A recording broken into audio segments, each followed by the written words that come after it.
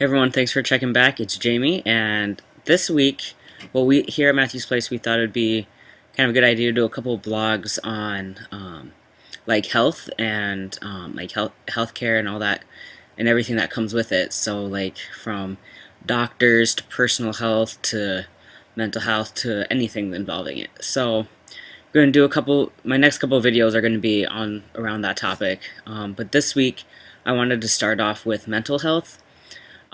So, with mental health and with being transgender, there have been a lot of hurdles I've had to overcome. Just right away, just like with personal mental health, um, as I'm sure it is, like with any coming out process, like you have to accept who you are, and it's something that I was struggling with my whole life. In high school, because because I really didn't know what was going on. Like I spiraled down into deep depression. I had a really dark time in my life, all because I really didn't know how to handle my own personal mental health. And then in high school, I just kind of found some friends, and I just kind of bared with it. And once I came to college, things got a lot better because that's when I was able to like really express myself and find who I really was. Um, but with that, because of how deep I got and how just mentally unstable I was because I was just in so much pain, I did go out and find a therapist when I got to college, and she helped me out a lot. And I wish the only reason I don't go to her right now is because it takes like 3/4 of a tank to drive there and back. So financially, I can't really afford it that way. But when I found my therapist, I started feeling a whole lot better. I was less confused. I started noticing things differently, and living life differently. One big thing was the I stopped blaming myself for a lot of things. I know it's different for everybody, but I was one of those who like blamed myself for like being trans and being like, oh, I'm causing my family harm, I'm causing my mom pain, I'm causing my friends pain. Like I was that person. Um, but once I went to therapy, once I sought out therapy and went for a couple of times, it really helped me realize that that's not the case. That like I am just who I am, and it's not my fault. It's no one's fault. It's just who you are. And I think that was probably the biggest light bulb moment, I guess is what you can call it. Um, but when I went to therapy, originally I never thought, let me rephrase this. I was never one of those people who thought that there was something wrong with therapy. I just didn't want to go just because I didn't want to admit that I had a problem that I needed to talk about. Like I didn't want to admit that I needed to talk to somebody. Um, and that it would be a good idea if like someone who like has knowledge about this stuff like helped me talk through it. So I just was just too proud and I didn't want to do it. But I'm really glad I did. And then luckily with her, I met her through school. She worked at my school, in the counseling center here, and then she opened up her own practice. And after a couple of times with like gas and everything, I realized I couldn't drive out there that much.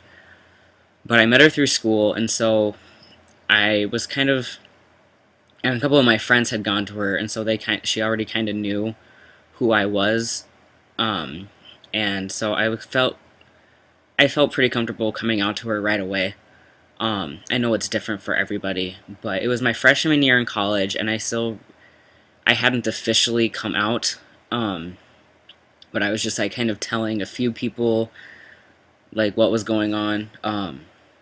But with her, I just kind of came out right away because I'm like, well, there's no point in hiding it because this is what a lot of my stuff is about. I also had a lot of like other traumatic stuff happen early in my life that I was like having to deal with still. But I mean, being trans is just it's a lot better to get it out there right away.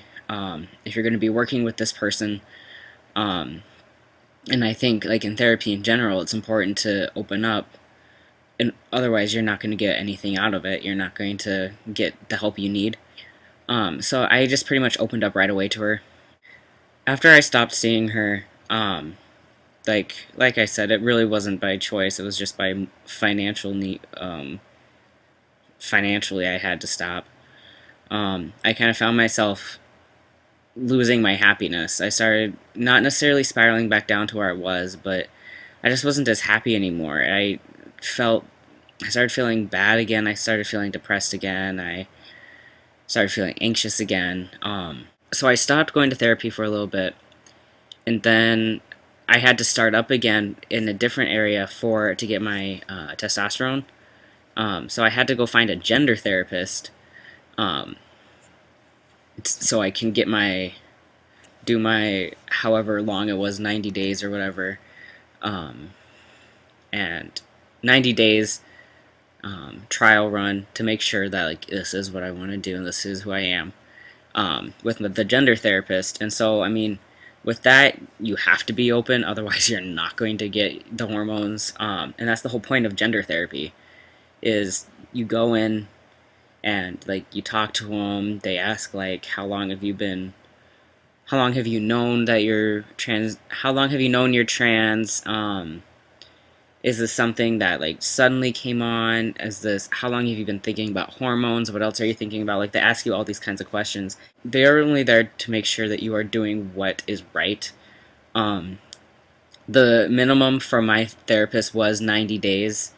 Um, so 3 months of therapy to just make sure. And then after those 90 days, if you were ready, and in my case it was a she, and she felt that you were ready, then she would write the letter for you to start your hormones. If after those 90 days you don't feel ready or she doesn't think you're ready, then you're not going to get your letter. Um, and so I mean, obviously with gender therapy, you have to be open about who you are. Um, if if your ultimate goal is to get start hormones, yeah.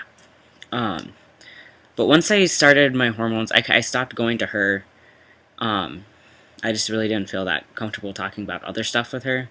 So currently, right now, I am looking for another therapist because I believe that it's something. It's I believe it's something that's good. It's not something that is bad. It doesn't mean you're weak. It doesn't mean that you're stupid. It doesn't mean any of that. It just means that you are strong enough to admit that you need some help with something. It's not a bad thing if you need help. It's a good thing. And there are a lot of therapists now who are either getting a concentration in like transgender, I don't know what to call it, but like transgender studies. Um, there's a lot more gender therapists that are also mixed with other um, types of therapy. One thing, if you are interested in um, like taking care of your mental health, and you feel that like therapy is right for you, if you are in college, um, most schools have a counseling and health services center where they might have a couple counselors on site. If not, they will have resources for counselors in the area. So I would start there, because most of the times those services are free. I know my school is. A lot of times schools will have the profiles of the counselors up on the websites, so you can like go in and read like who they are as a person. I know at least with my school they have like, not only do they have like their concentration in therapy, because there's some that like specialize in PTSD, post traumatic stress disorder. There's some that specialize in like substance abuse. Like there's tons of different concentrations. So not only will the profiles like say like what their concentrations are, but they'll also say like this person like loves dogs, loves running, does this, like just so you get to know them as a person too. So you can, so that's a good way to find someone that A, you can connect with personally, and B, find someone that is suitable for you. Because I mean, if you are not a substance abuser and you go to a substance abuse therapist, they will be able to help you, but not to the extent that someone else may be able to because of the certain concentration. So that's something to keep in mind. If you are not in college, or your college does not have that resource, um, just look at your health insurance's profile online.